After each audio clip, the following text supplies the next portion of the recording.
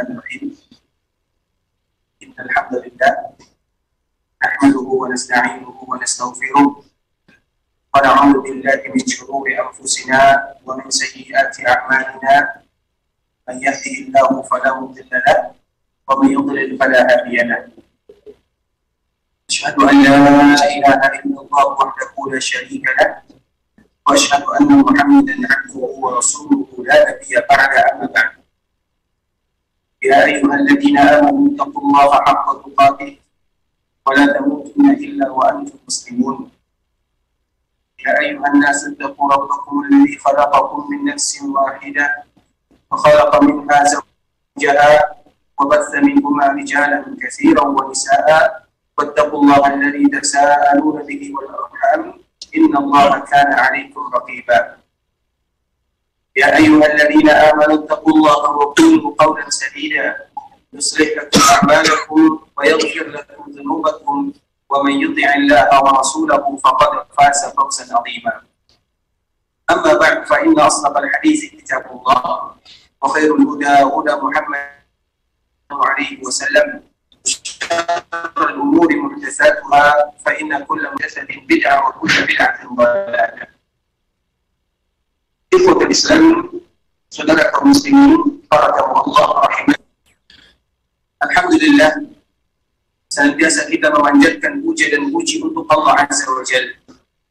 Alhamdulillah, lisan dan lidah kita tidak pernah berhenti memuja dan memuji Allah yang senantiasa melimpahkan rahmat, karunia, kasih sayang, taufik, hidayah kepada kita bersama. Nikmat yang terbesar yang Allah Subhanahu wa Ta'ala hadiahkan kepada kita adalah nikmat iman dan nikmat Islam. Dan juga di antara nikmat yang terbesar yang Allah berikan kepada kita adalah nikmat ketika kita bisa datang berkumpul di Masjid Rasulullah SAW dalam rangka beribadah kepada Allah Subhanahu wa Ta'ala. Sehingga di antara salah satu kemuliaan bagi mereka yang datang ke Masjid Rasulullah SAW, Nabi SAW menyebutkan bahwa sesungguhnya keimanan akan kembali ke kota Madinah.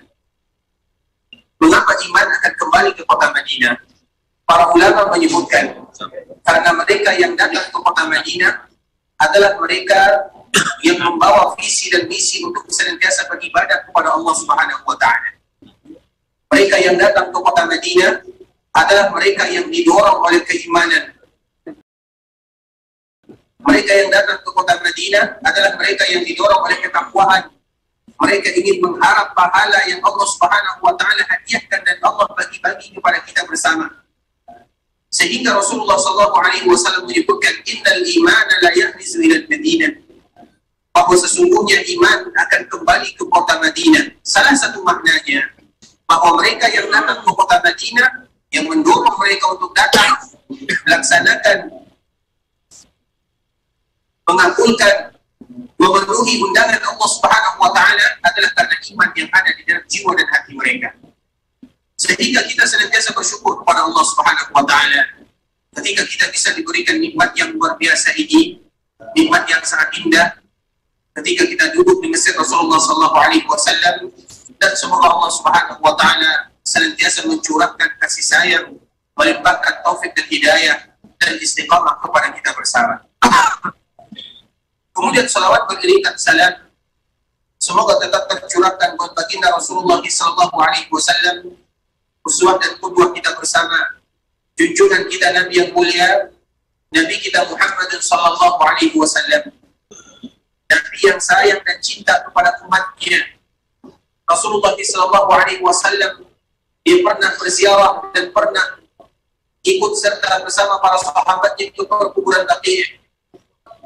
Kemudian ketika Rasulullah SAW bersama para sahabatnya di sana, karena ada di antara para sahabat yang meninggal, ketika sahabat-sahabat yang lainnya mereka sibuk menguburkan sahabat yang tadi sudah meninggal, apa kata Rasulullah SAW?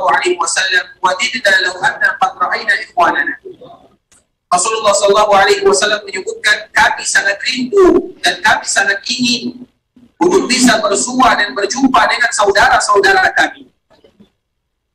Ketika ada sahabat yang mendengarkan Nabi SAW mengucapkan ucapan yang demikian, apa kata sahabat tersebut? Ya Rasulullah, bukankah kami ini adalah saudaramu?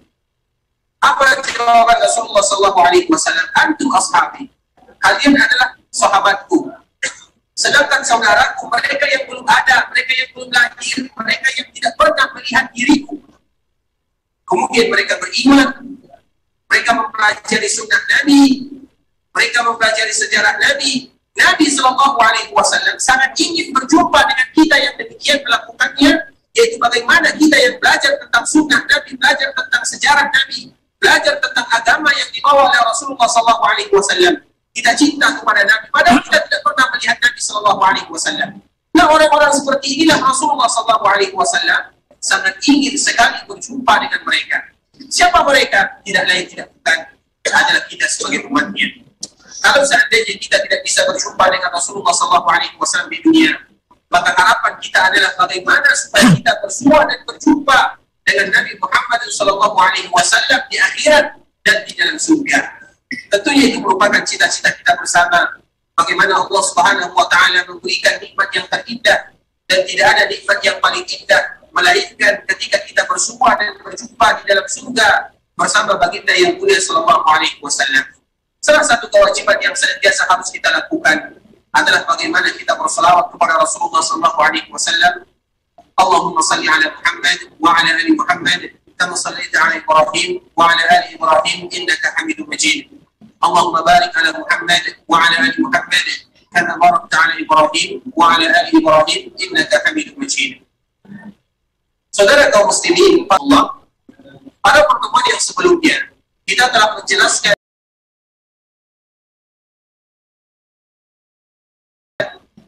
bagaimana di antara supaya ibadah kita bisa diterima oleh Allah Subhanahu wa Ta'ala.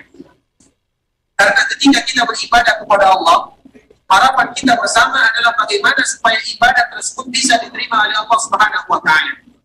Ibadah apapun yang kita lakukan, harapan kita bersama bagaimana ibadah tersebut bisa diterima oleh Allah Subhanahu wa Ta'ala, dan itu adalah cita-cita kita semua.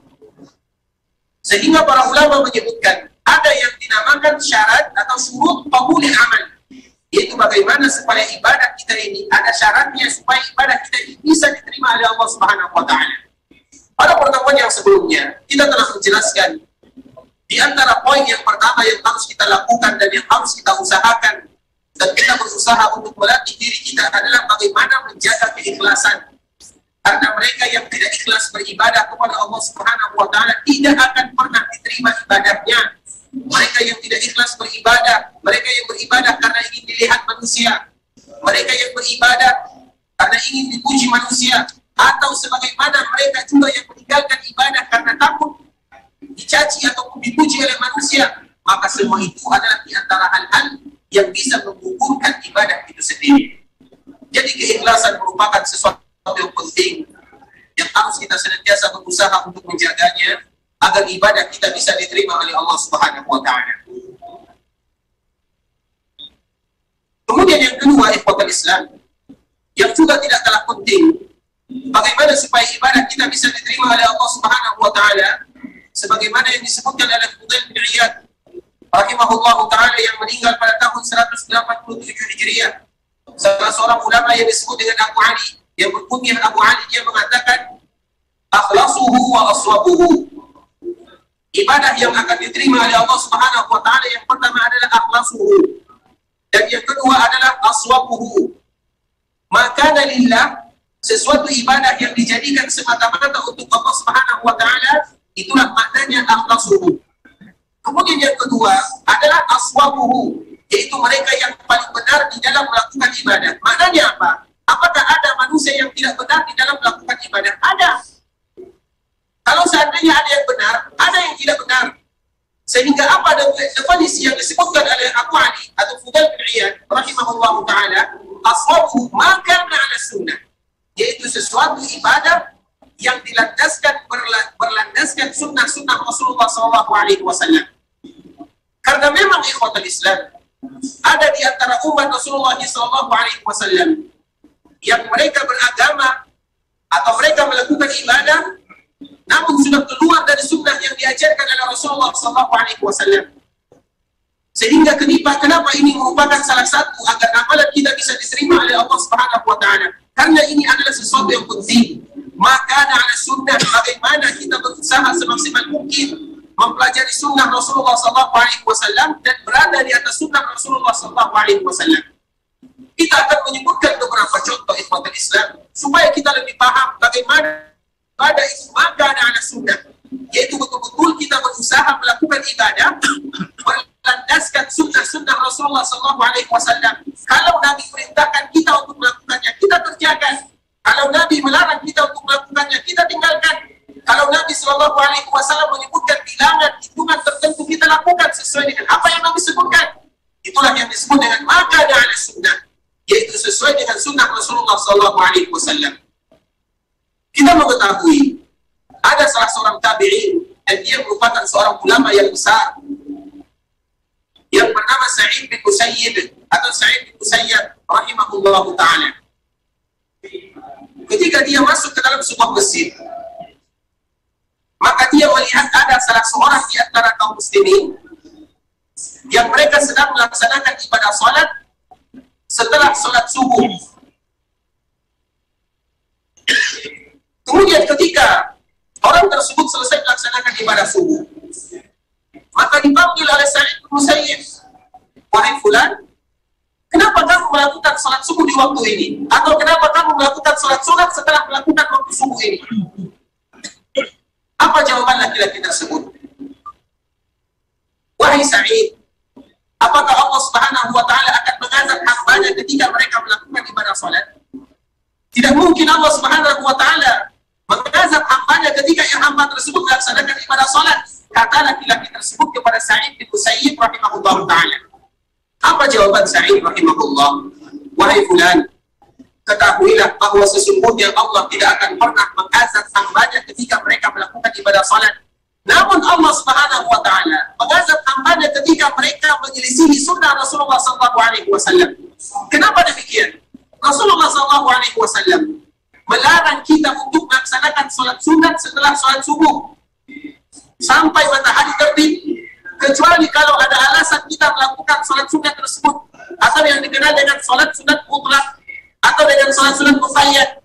Sedangkan salat sunat mutlak tidak boleh bagi kaum muslimin untuk melaksanakan salat sunat setelah salat subuh sampai matahari terbit, sebagaimana tidak boleh bagi mereka melakukan salat sunat mutlak setelah melakukan salat asar sampai mereka melihat matahari tenggelam atau terbenam. Kenapa? Karena dua waktu ini adalah waktu yang dilarang oleh Rasulullah SAW melaksanakan ibadah salat kalau salat itu merupakan salat sunat mutlak. Salat sunat mutlak adalah salat sunat yang tidak ada namanya.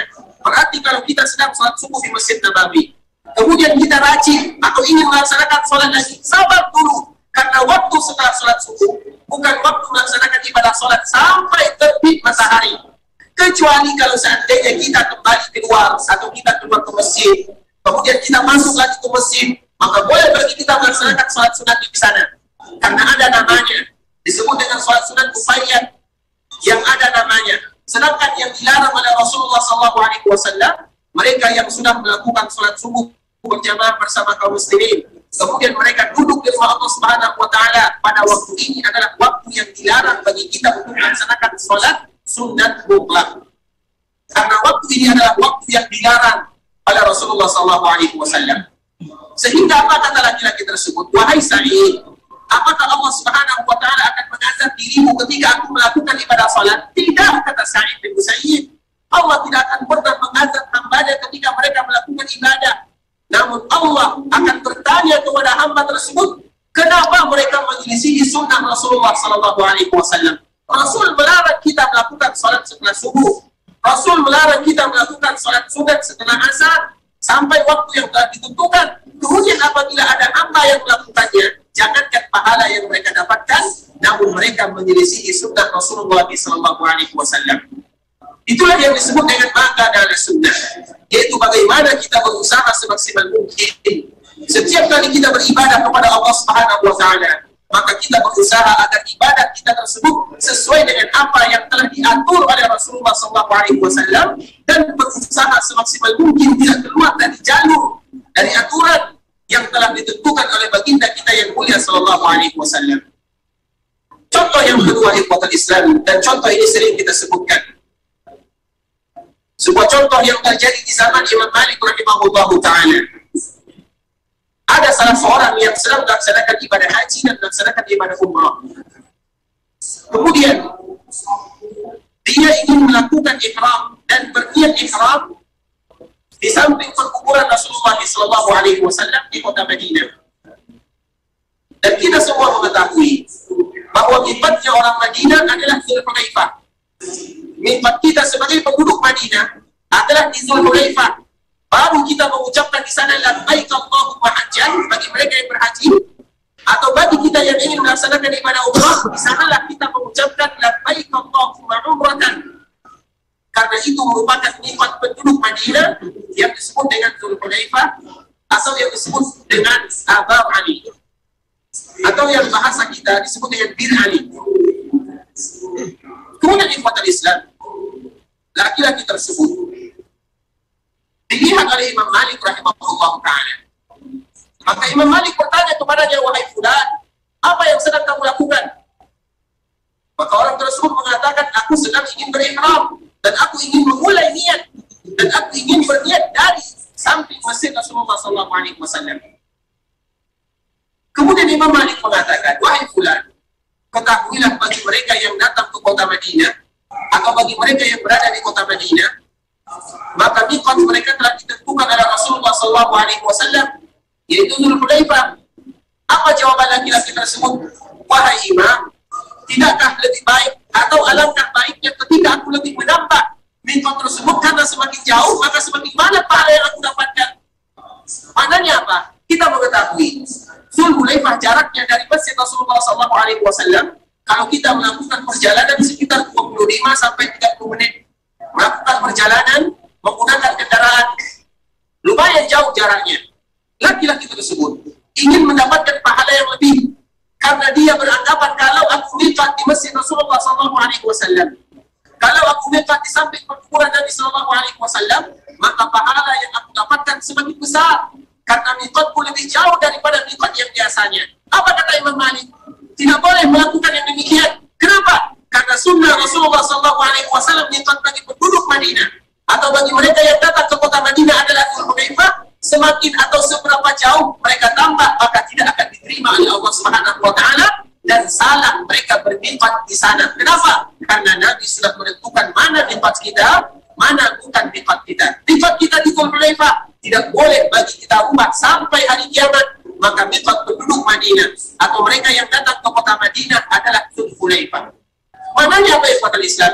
Dia berkeinginan semakin jauh dia melaksanakan miqat, semakin besar pahalanya. Namun bukan itu yang dia dapatkan, malahan dia akan mendapatkan ancaman dari Allah Subhanahu wa Ta'ala dan juga ancaman dari Rasulullah SAW karena melakukan perbuatan yang tidak pernah diajarkan oleh Rasulullah SAW. Sehingga setiap kali kita beribadah kepada Allah Subhanahu wa Ta'ala, yang menjadi barometer kita adalah sunnah Nabi SAW. Setiap kali kita melakukan ibadah, apa yang Nabi sebutkan kepada kita. Setiap kali kita ingin melaksanakan ibadah, bagaimana contoh dari Nabi kepada kita. Setiap kali kita ingin melaksanakan ibadah, bagaimana tata cara Nabi SAW beribadah sehingga kita bisa untuk menirunya dan mencontohnya. Karena kita sebagai umat Rasulullah SAW adalah umat al-ittiba', yaitu umat yang mengikuti apa yang diajarkan oleh Rasulullah SAW. Dan kita semua percaya, kita semua yakin, tidaklah Allah Subhanahu wa Ta'ala memanggil Nabi kita yang mulia sallallahu alaihi wasallam kecuali Rasulullah sallallahu alaihi wasallam sudah menyempurnakan agama. Maknanya apa? Kalau agama sudah sempurna, tidak ada lagi yang namanya di sana tambahan, tidak ada lagi yang namanya di sana pengurangan. Sesuatu yang berkaitan dengan agama yang tidak pernah dilakukan baginda yang mulia dan juga para sahabatnya, maka itu tidaklah disebut dengan agama. Sebagaimana yang dinukilkan oleh Imam Malik rahimahullah ta'ala, seorang imam yang mengajar di masjid Rasulullah SAW, imam Darul Hijrah, yang mana imam ini adalah seorang imam yang terakhir atau di akhir kehidupannya, kemudian setelah dia meninggal, dia dikuburkan di daerah Baqi' atau di perkuburan Baqi'. Begitulah ikhwatul Islam. Rasulullah SAW menyebutkan, setiap kali kita ingin beribadah kepada Allah Subhanahu wa Ta'ala, khudhu anni manasikakum. hendaklah kalian mengambil contoh dariku, hendaklah kalian mengambil manasik dariku, kata Rasulullah SAW. Dan manasik itu artinya secara umum semua ibadah bisa dikatakan dengan manasik. Ibadah salat ada manasiknya, ibadah puasa juga ada manasiknya, ibadah zakat juga ada manasiknya, ibadah haji dan ibadah umrah juga ada manasiknya. Sehingga kalimat dan kata-kata manasik adalah kata-kata yang bisa dikiaskan kepada seluruh ibadah. Maknanya apa? Semua ibadah yang kita lakukan harus kita jadikan barometernya adalah Rasulullah SAW. Dan alhamdulillah ikhwatul Islam, terutama di zaman sekarang, ketika kita ingin mengetahui bagaimana Nabi SAW beribadah, lebih mudah bagi kita untuk mempelajarinya. Tidak sama dengan orang-orang terdahulu. Allah Subhanahu wa Ta'ala memberikan kepada kita nikmat yang sangat luar biasa. Kalau kita ingin belajar agama, mudah bagi kita belajar agama. Alhamdulillah pengajian sudah disemarakkan. Alhamdulillah kita melihat bagaimana buku-buku Islam yang dikarang oleh para ulama mudah bagi kita untuk mendapatkannya. Sehingga ketika kita ingin mengetahui bagaimana Nabi, mudah bagi kita untuk mengetahuinya. Seperti misalnya dalam melaksanakan ibadah salat, bagaimana Nabi melaksanakan ibadah salat, kita harus tahu. Misalnya dalam melaksanakan ibadah puasa, bagaimana Nabi berpuasa, kita harus tahu. Misalnya ketika Nabi berzakat, ketika Nabi bersedekah, bagaimana Nabi berzakat, Nabi bersedekah, kita harus tahu. Misalnya kita ingin melaksanakan ibadah haji, ingin melaksanakan ibadah umrah, kita harus tahu bagaimana Nabi haji dan bagaimana pula Nabi melaksanakan ibadah umrah, supaya semua yang kita lakukan diterima oleh Allah Subhanahu wa Ta'ala karena sesuai dengan tuntunan Rasulullah SAW. Sehingga ikhwatul Islam, ada sesuatu yang senantiasa dilakukan oleh Rasulullah SAW. Rasulullah SAW setiap kali Nabi berkhutbah atau setiap kali Nabi berbicara dan ingin menyebutkan mau'izah dan tazkirah kepada para sahabatnya, maka Nabi memulai dengan muqaddimah atau yang kita kenal dengan khutbatul hajah. Ada sebuah khutbah yang disebut dengan khutbatul hajah, yang mana khutbah ini merupakan khutbah yang apabila Nabi setiap memulai khutbahnya, Nabi membacakan kalimat-kalimat seperti ini. Apa kata Rasulullah SAW? Setiap Nabi berkhutbah, maka Nabi memulai dengan khutbatul hajah. Apa isi daripada khutbatul hajah? Khutbatul hajah itu adalah kalimat yang senantiasa kita dengarkan. Bahkan kalimat itu merupakan kalimat yang senantiasa kita baca setiap kali kita ingin memulai pelajaran.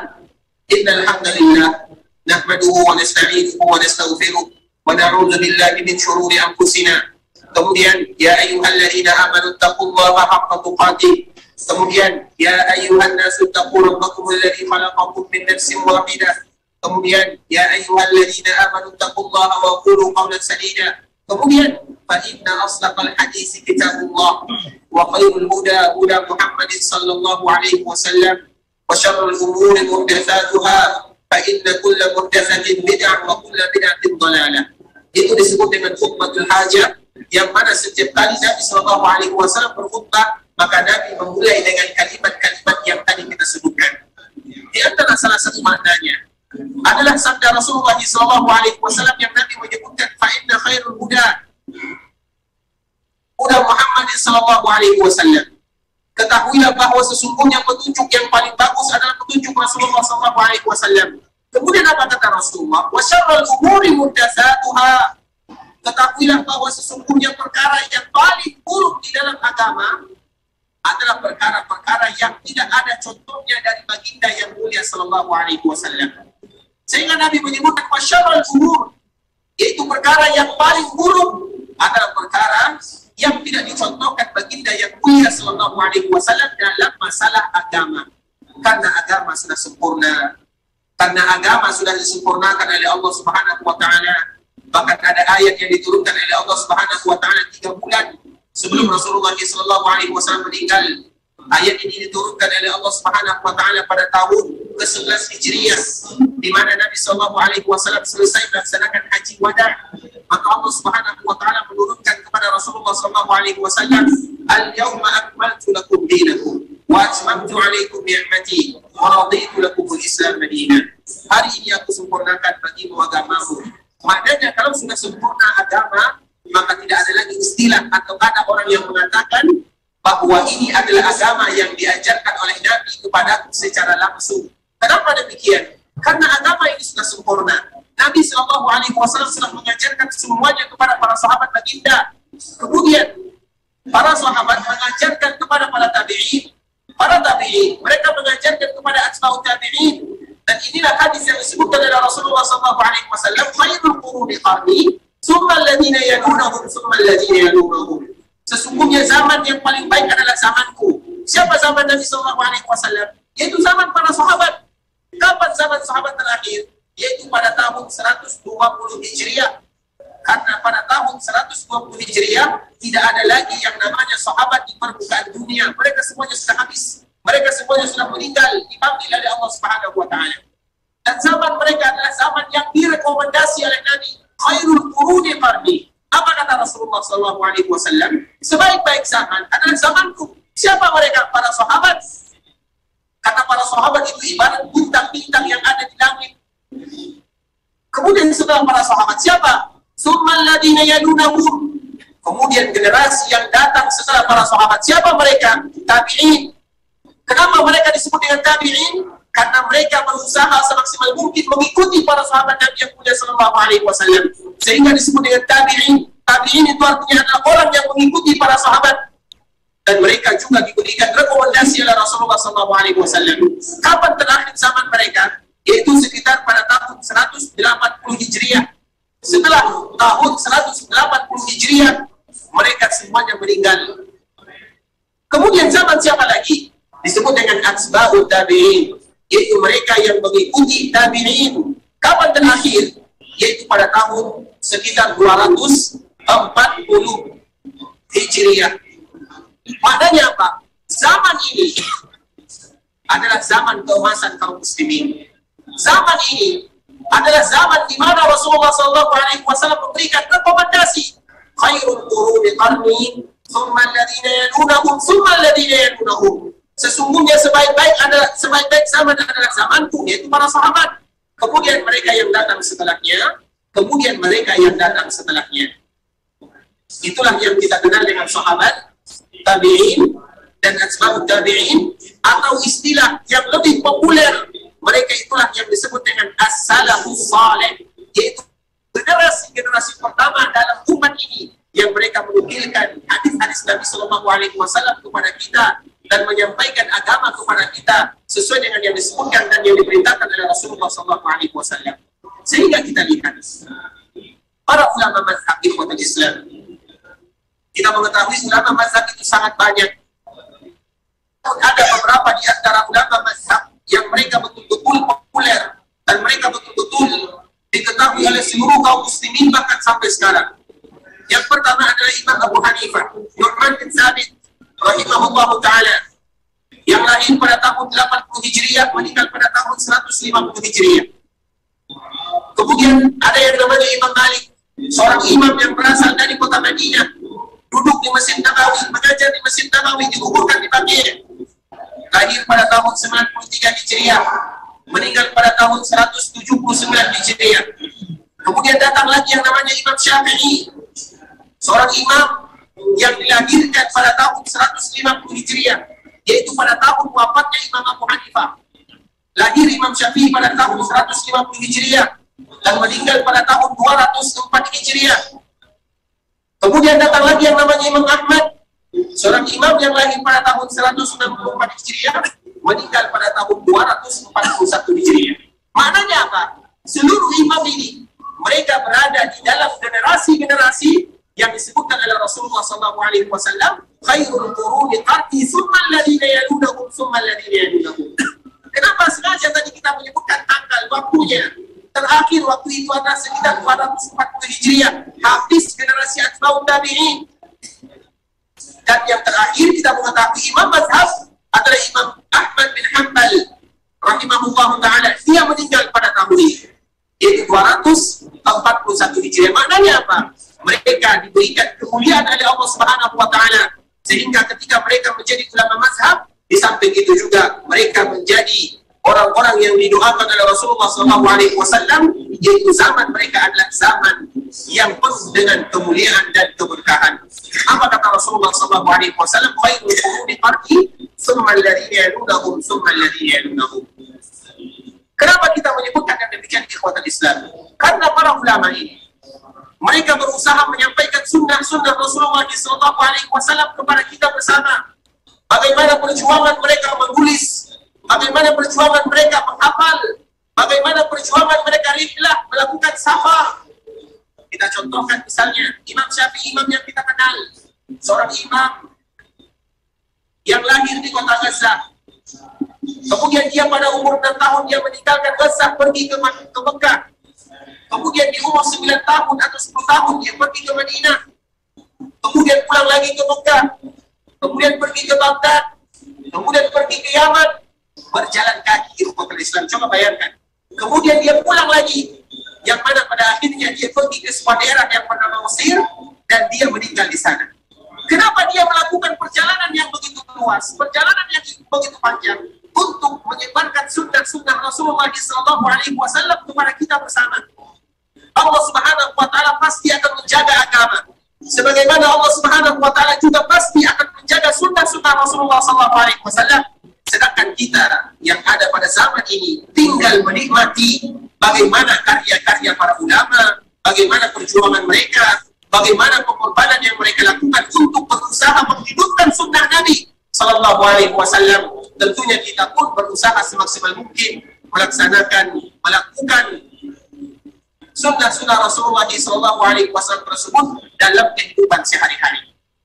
Oleh karena ikhwatul Islam, saudara kaum muslimin, para tamu Allah rahimani wa rahimakumullah, inilah yang disebut oleh para ulama syurutu qabulil amal, yaitu bagaimana supaya ibadah kita bisa diterima oleh Allah Subhanahu wa Ta'ala.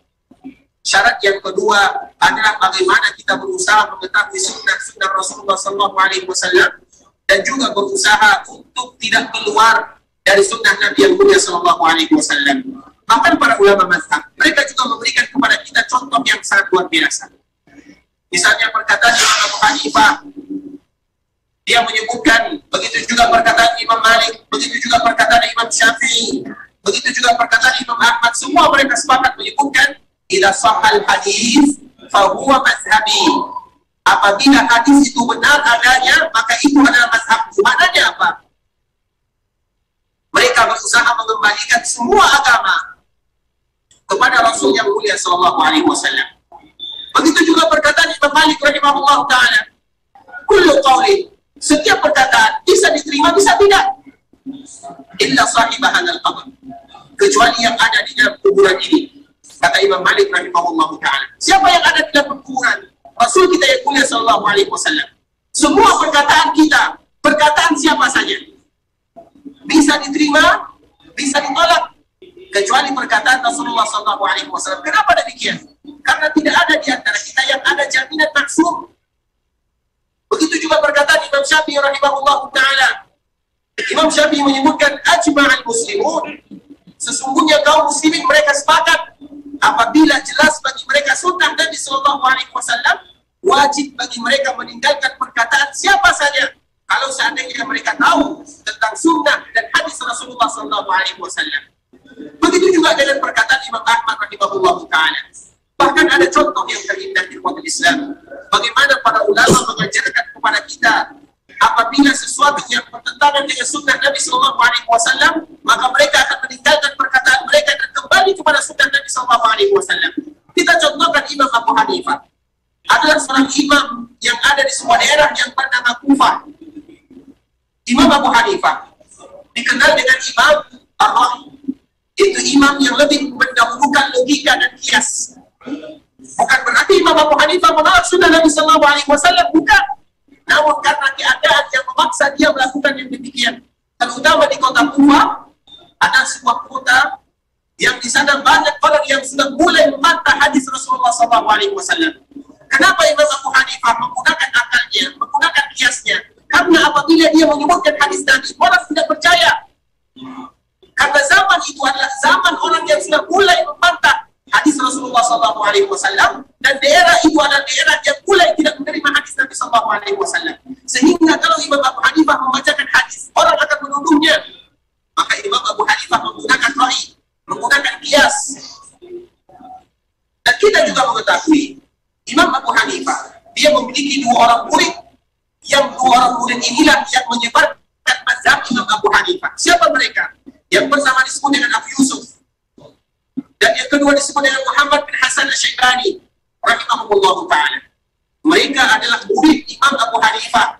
Mereka yang mencatat seluruh perkataan Imam Abu Hanifah. Dari kecil mereka bersama Imam Abu Hanifah. Kemudian setelah Imam Abu Hanifah meninggal, mereka lah yang menyebarkan mazhab Abu Hanifah, sehingga sampai sekarang mazhab Imam Abu Hanifah merupakan mazhab yang dipakai oleh sebagian kaum muslimin. Mazhab yang disebut dengan mazhab yang mu'tabar.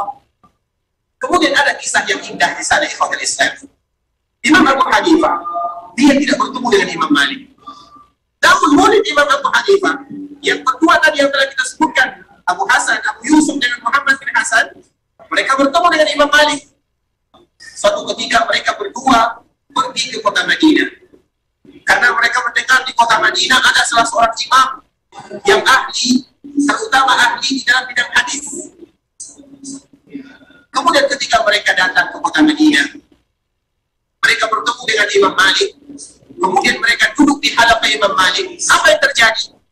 Disebutkan oleh para ulama, Abu Yusuf dan Muhammad bin Hasan Asy-Syaibani meninggalkan 2/3 mazhab Hanafi. Ketika dia sudah mendengarkan hadis-hadis yang dibawakan oleh Imam Malik, ternyata banyak di antara pendapat yang mereka ambil bertentangan dengan hadis Rasulullah SAW. Itu perkara biasa bagi mereka. Maknanya apa? Apabila ada hadis Nabi yang jelas, maka kita meninggalkan semua perkataan.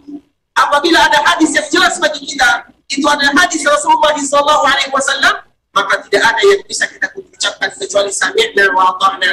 Kita dengar, kita ikuti, karena itu merupakan hadis Nabi yang mulia SAW. Dan kita harus tahu, Nabi SAW tidak meninggalkan sedikit pun dalam perkara agama, kecuali Nabi sudah mengajarkan kepada kita bersama.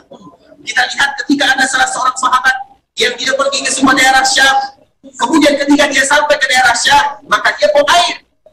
Ketika dia buang air, kita mengetahui sunnah Nabi, tidak boleh buang air, baik buang air kecil ataupun buang air besar, menghadap arah kiblat atau membelakangi kiblat, tidak dibolehkan oleh Rasulullah SAW. Kemudian dilihat oleh orang-orang yang ada di Syam, kenapa kalian melakukan seperti ini? Apa yang menyebabkan kalian melakukan seperti ini? Apa jawaban sahabat tersebut? Sahabat ini adalah Abu Ayyub Al-Ansari radhiyallahu ta'ala anhu. Maka dia menyebutkan, beginilah kami diajarkan oleh Rasulullah SAW. Beginilah kami diajarkan oleh Nabi SAW. Maka orang Syam ini bertanya kepada sahabat ini, apakah Nabi kalian mengajarkan kepada kalian bahkan sampai buang air saja kalian diajarkan tata caranya? Betul kata sahabat ini. Nah, kalau seandainya Nabi mengajarkan kepada kita bagaimana tata cara buang air, kaki apa yang harus kita dahulukan, apa yang harus kita baca, kalau seandainya kita selesai apa yang harus kita lakukan, buang air, tata caranya diajarkan oleh baginda yang mulia. Apakah masalah muamalah, masalah ibadah, masalah akidah tidak diajarkan Nabi yang mulia SAW secara detail? Tentunya tidak demikian keadaannya. Apabila buang air, sesuatu yang menurut kita ibadah sepele, diajarkan oleh baginda yang mulia SAW, maka perkara ibadah, perkara muamalah, perkara akidah lebih pantas diajarkan oleh Rasulullah SAW kepada kita bersama. Tinggal bagaimana kita belajar, tinggal bagaimana kita mengetahui tentang sunnah-sunnah Rasulullah SAW, dan jangan kita melakukan ibadah kecuali kita mengetahui, berusaha untuk mengetahui atau bertanya bagaimana Nabi melakukan ibadah tersebut, guna dan tujuan agar ibadah kita betul-betul bisa diterima oleh Allah Subhanahu wa Ta'ala. Sehingga inilah yang disebutkan oleh para ulama ikhwatul Islam, syurutul qabulil amal. Bagaimana atau apa syarat ibadah seseorang bisa diterima oleh Allah Subhanahu wa Ta'ala? Yang pertama adalah keikhlasan, dan yang kedua adalah bagaimana mereka berusaha semaksimal mungkin untuk mengikuti, meneladani, menjadikan uswah dan qudwah Rasulullah SAW dalam kehidupan sehari-hari. Kemudian ikhwatul Islam, di dalam pembahasan kita pada hari yang berbahagia ini, ada hal-hal yang kadang-kadang menyebabkan seseorang bisa meninggalkan perkataan Rasulullah SAW, atau ada hal-hal yang bisa membuat mereka keluar dari sunnah Rasulullah SAW. Tadi kita menjelaskan bahwa sesungguhnya semua perkataan manusia, siapapun mereka, apakah mereka para ulama, apakah mereka orang-orang saleh, apakah mereka orang-orang baik, semua perkataan manusia bisa kita terima, bisa tidak diterima, karena tidak ada yang memberikan jaminan kepada kita bahwa kita adalah maksum. Yang maksum satu-satunya adalah Rasulullah SAW. Sedangkan perkataan selain Nabi, selain Rasulullah SAW, kalau seandainya bertentangan dengan hadis Rasulullah SAW atau bertentangan dengan sunnah Nabi SAW, maka tidak boleh kita menerimanya. Dan kejadian ini sebagaimana yang diceritakan oleh Al-Humaydi. Al-Humaydi ini merupakan salah seorang muridnya Imam Syafi'i. Ketika ada salah satu hadis disebutkan kepada Imam Syafi'i, maka ada orang yang berkata kepada Imam Syafi'i rahimahullah, wahai Imam, apakah engkau akan mengambil hadis ini? Orang tersebut mengatakan kepada Imam Syafi'i, wahai Imam, apakah engkau akan mengambil hadis ini? Mendengarkan ucapan yang demikian, Imam Syafi'i langsung marah kepadanya. Apakah kamu melihat aku sedang berada di dalam gereja? Atau aku tinggal? Itu artinya adalah ikat pinggang. Karena dulu orang-orang selain kaum muslimin, mereka ada atau mereka memiliki pakaian khusus. Seluruh mereka yang bukan Islam, maka mereka harus ada ikat pinggangnya, sehingga bisa membedakan mana yang muslim, mana yang bukan muslim. Sehingga apa kata Imam Syafi'i rahimahullah ta'ala, apakah engkau melihat aku sedang memakai ikat pinggang? Sunnah? Maknanya apa? Kalau ada hadis Nabi SAW, tinggalkan perkataanku. Apabila ada hadis Nabi, maka wajib bagi kita mengambilnya. Apabila ada hadis Nabi yang bertentangan dengan hadisku atau dengan mazhabku, kata Imam Syafi'i, maka tinggalkan mazhabku. Kenapa demikian? Supaya kita betul-betul mengagungkan sunnah Rasulullah SAW. Karena sunnah Nabi SAW adalah sunnah Nabi. Nabi adalah manusia yang maksum, yang dijaga oleh Allah Subhanahu wa Ta'ala, yang tidak mungkin Nabi salah. Sedangkan manusia selain Rasulullah SAW ada kemungkinan bagi mereka salah, walaupun mereka tidak salah atau walaupun mereka tidak sengaja melakukan kesalahan, namun tidak ada jaminan bahwa mereka tidak melakukan kesalahan. Oleh karenanya ikhwatul Islam, di antara salah satu yang bisa menyelewengkan seseorang dari mengikuti sunnah Rasulullah SAW adalah terlalu berlebihan atau yang kita kenal dengan taklid a'ma, yaitu taklid buta. Taklid buta itu apa maknanya? Taklid buta itu mereka lebih mendahulukan perkataan manusia dibandingkan dengan perkataan Rasulullah SAW. Walaupun guru atau walaupun para ulama, tidak ada di antara mereka yang sengaja Nabi SAW. Namun bagaimanapun para ulama tidak ada yang sempurna. Kadang-kadang mereka salah di dalam mengambil istinbat, kadang-kadang mereka lupa atau tidak tahu tentang hadis Rasulullah SAW. Itu adalah perkara biasa. Makanya kita lihat Imam Malik rahimahullah. Coba kita lihat, kita bayangkan Imam Malik, seorang imam yang ada di kota Madinah. Datang kepadanya salah seorang yang berasal dari Maghrib, dari Maroko, dari Spanyol, berjalan kaki. Kemudian ketika dia sampai di kota Madinah, dia bertemu dengan Imam Malik. Ternyata dia sudah mengumpulkan ratusan pertanyaan. Ratusan pertanyaan sudah dia kumpulkan. Kemudian ditanya kepada Imam Malik, wahai Imam, ini pertanyaan yang pertama. Pertanyaan yang kedua, pertanyaan yang ketiga. Apa jawaban Imam Malik? La adri. Saya tidak tahu. Ditanya lagi, la adri. Bahkan sampai 2/3 pertanyaan yang ditanyakan kepada Imam Malik, Imam Malik mengatakan dan menjawab, la adri, saya tidak tahu. Apa kata orang tersebut? Wahai Imam, saya datang dari daerah yang jauh. Kalau seandainya pertanyaan yang aku berikan kepadaku dengan jawaban la adri, apa yang akan aku sebutkan kepada kaumku? Dengan perjalanan yang begitu jauh, apa yang aku katakan kepada mereka? Apa jawaban Imam Malik? Katakan kepada kaummu, katakan kepada pendudukmu bahwa Imam Malik tidak tahu. Maknanya apa? Imam Malik yang kita kenal memiliki kitab Muwatta yang mengumpulkan hadis-hadis Nabi SAW. 40 tahun lamanya dia mengumpulkan kitab Muwatta. 2/3 pertanyaan dari pertanyaan yang dilontarkan kepadanya mengatakan la adri, saya tidak tahu. Bagaimana dengan kita? Bagaimana dengan Malik yang ada di akhir zaman? Tidak sama dengan Imam Malik rahimahullah ta'ala. Nah, begitulah para ulama memberikan contoh kepada kita supaya orang-orang tidak mengatakan para ulama yang maksum.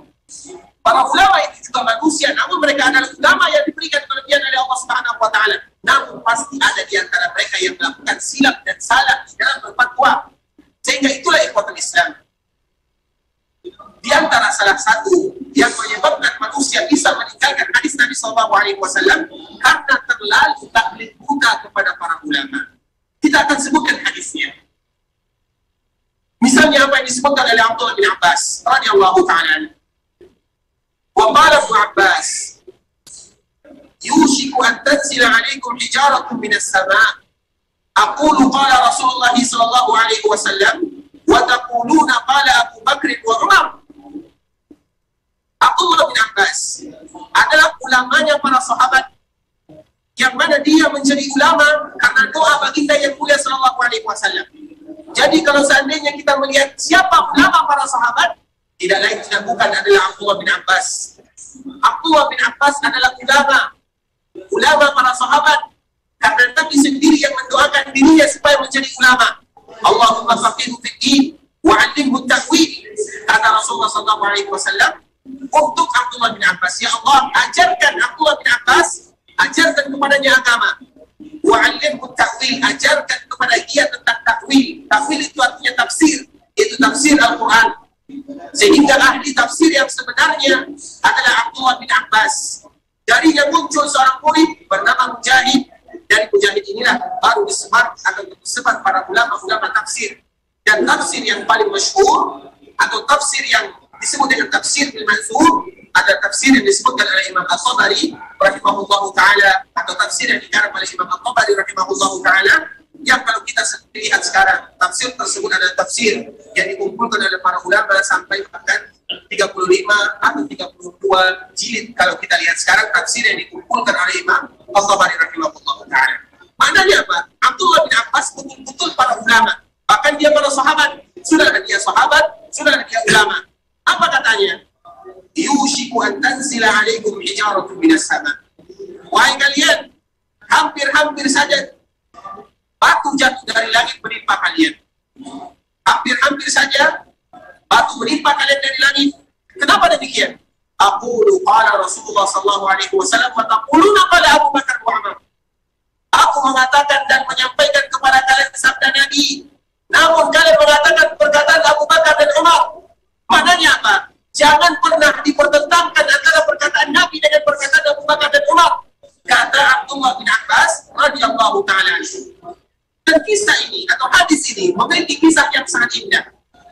Kita mengetahui pada Islam, Rasulullah SAW melaksanakan ibadah haji hanya satu kali, yang disebut dengan haji wada. Haji yang dilakukan Nabi SAW pada tahun ke-10 Hijriah.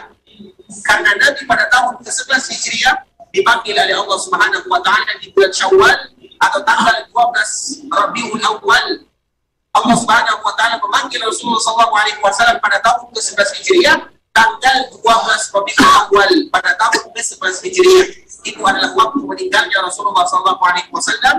Dan bahkan para ulama sepakat, disebutkan oleh Imam Ibnu Hajar, hampir-hampir saja para ulama mereka sepakat tanggal 12 Rabiul Awal pada tahun ke-11 Hijriah adalah hari di mana Nabi meninggal sallallahu alaihi wasallam.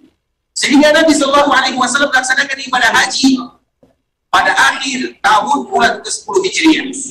Jadi Nabi sallallahu alaihi wasallam melaksanakan ibadah haji satu kali saja. Dan karena Nabi sallallahu alaihi wasallam melaksanakan ibadah haji hanya satu kali saja, maka disinilah para ulama mereka berbeda pendapat. Apa sih haji yang dilakukan Nabi sallallahu alaihi wasallam? Karena haji itu ada tiga. Haji itu ada tiga. Yang pertama disebut dengan haji tamattu. Yang kedua disebut dengan haji qiran. Yang ketiga disebut dengan haji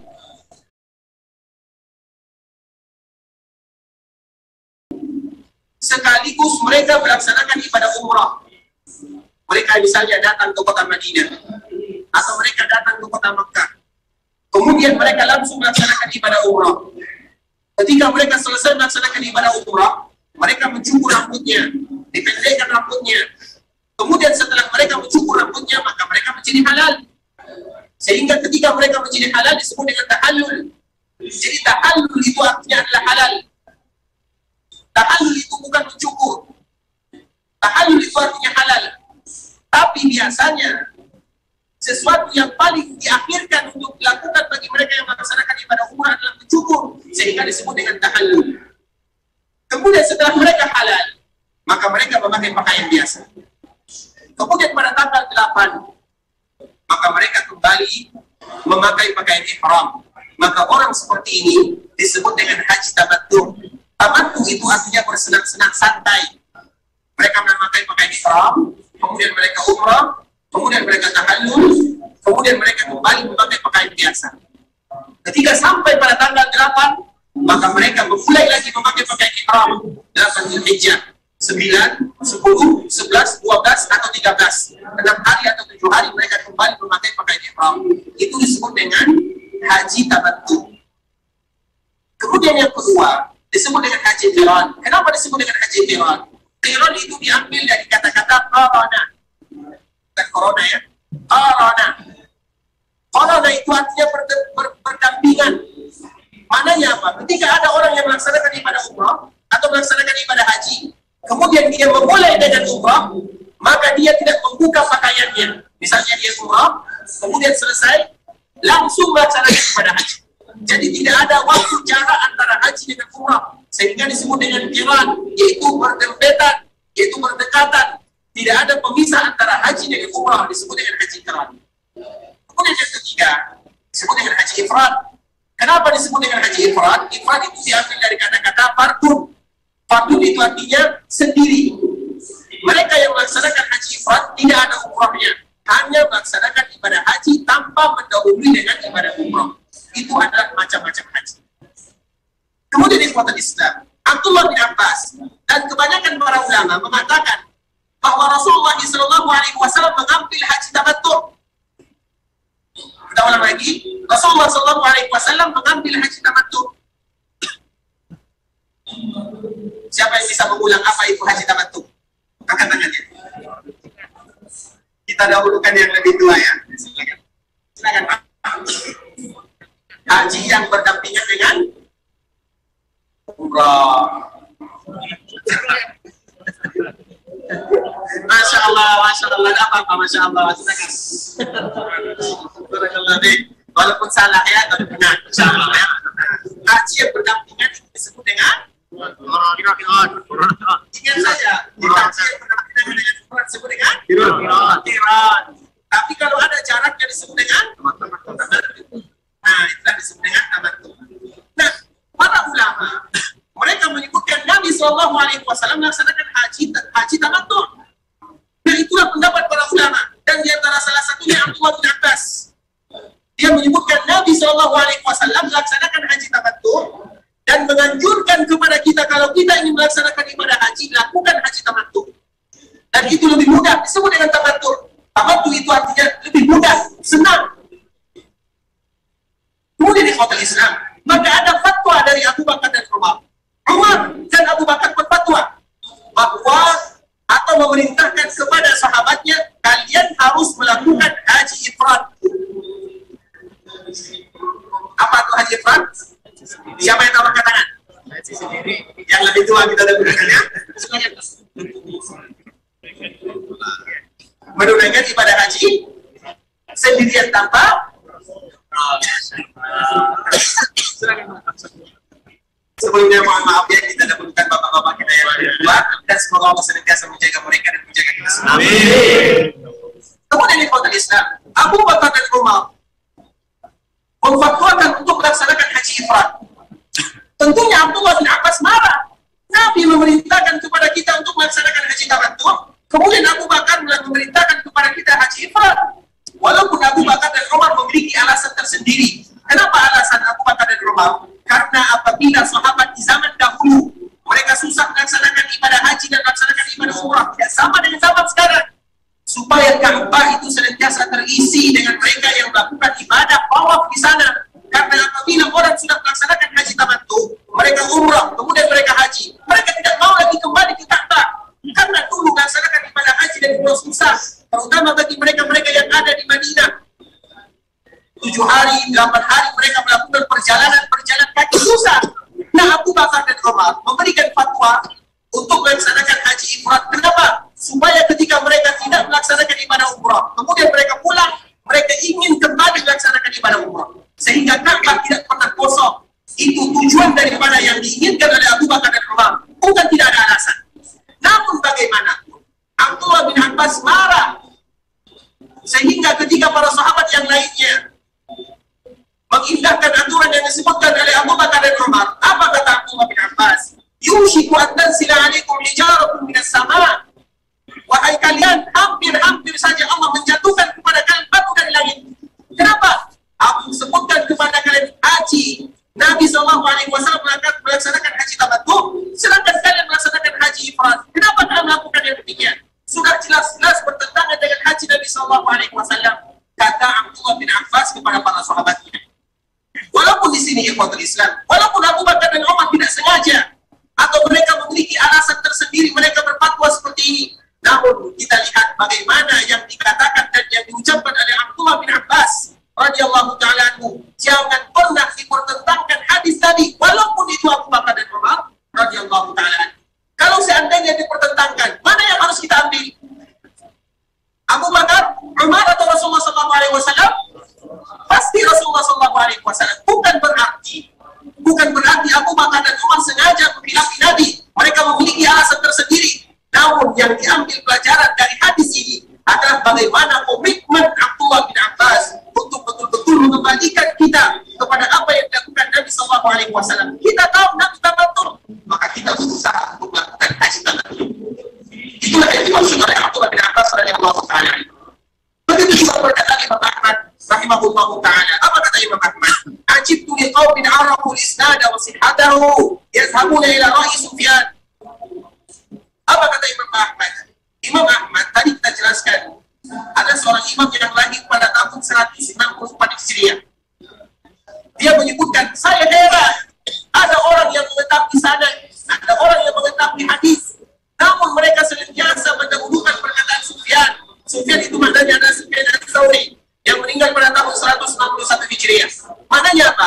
Kalau ada hadis Nabi, kalau kalian tahu hadis Nabi, kalau kalian tahu sunnah Nabi, mengapa kalian mengambil pendapat Sufyan? Sufyan ini tanya mazhab yang dibawa oleh Sufyan hilang. Karena ulama mazhab itu sangat banyak. Imam Bukhari punya mazhab, Imam Sufyan juga punya mazhab, imam-imam yang lainnya punya mazhab. Hanya saja mazhab yang diabadikan oleh kaum muslimin, tentunya terlepas daripada keberkahan, itu adalah 4 mazhab yang telah kita jelaskan. Kenapa kata Imam Ahmad? Saya merasa heran, ada orang yang tahu hadis, namun mereka masih mengambil pendapat Sufyan. Kenapa kalian mengambil pendapat Sufyan ini? Hadis Nabi SAW. Maknanya apa? Apabila ada hadis Nabi, apabila kita jelas mengetahui sunnah Nabi SAW, kita tinggalkan seluruh perkataan siapapun mereka. Kita tinggalkan seluruh perkataan dan kita kembali kepada hadis Rasulullah SAW. Walaupun para ulama tidak ada di antara mereka yang secara sengaja mengkhilafi sunnah Rasulullah SAW. Namun sunnah Nabi tetaplah sunnah Nabi. Karena kenapa terjadi perbedaan terutama di zaman-zaman terdahulu? Karena belajar hadis, belajar agama tidak semudah yang kita dapatkan di zaman sekarang. Dulu tidak ada buku. Dulu mereka melakukan perjalanan yang begitu panjang. Kalau mereka mencari hadis, mereka pergi ke Yaman mendapatkan satu hadis. Sedangkan jarak dari Mekah, dari Madinah ke Yaman berapa kilo, coba mereka berjalan kaki. Bahkan Imam Ahmad dia pernah berjalan kaki, putus sandalnya. Kemudian akhirnya dia terpaksa menjadi tukang angkut di pasar. Akhirnya dia mendapatkan upah, beli sandal, kemudian melakukan perjalanan lagi demi satu hadis. Dia mengambil hadis kepada Abdul Razak As-San'ani pada saat itu. Maknanya apa? Susah para ulama, tidak semudah kita belajar di zaman sekarang. Dan maknanya kalau seandainya kita mengatakan ada hadis Nabi yang jelas, karena agama ini adalah sesuatu yang mudah. Tidak ada yang sulit, kecuali yang betul-betul sulit, yang betul-betul kita diwajibkan bertanya kepada para ulama.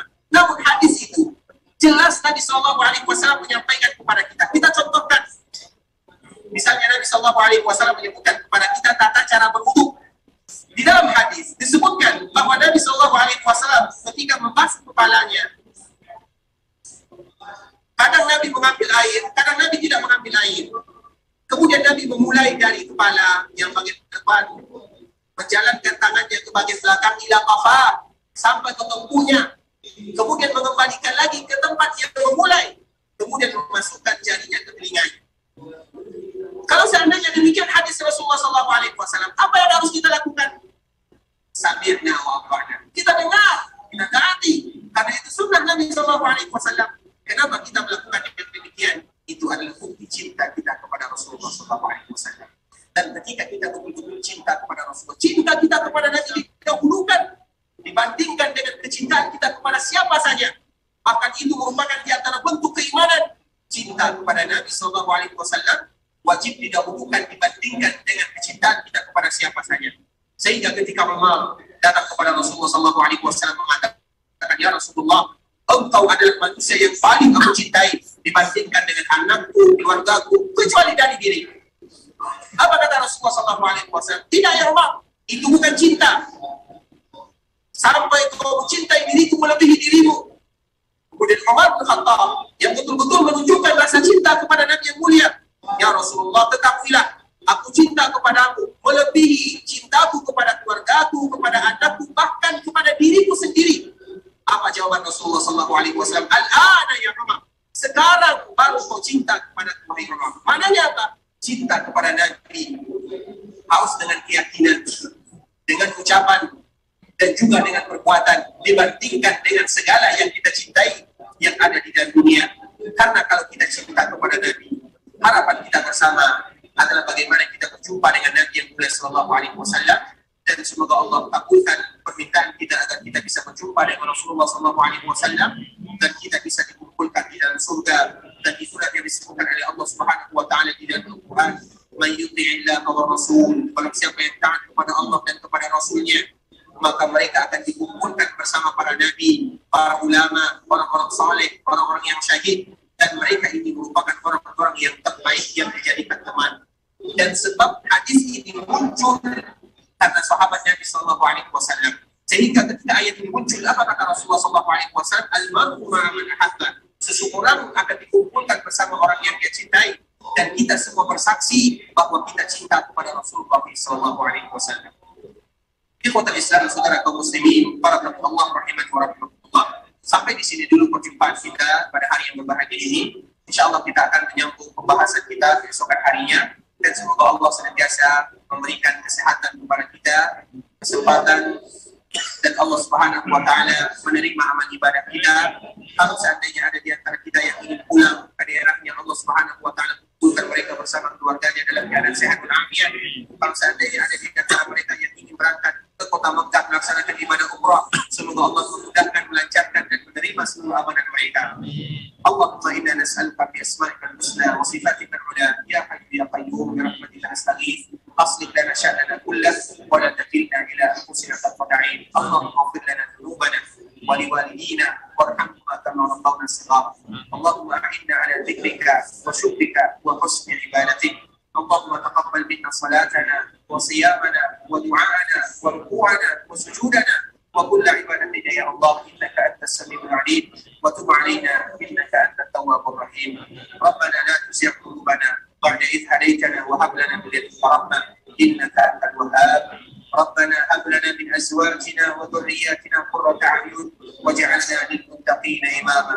اللهم أصلح لنا ذرياتنا، اللهم أصلح لنا ذرياتنا.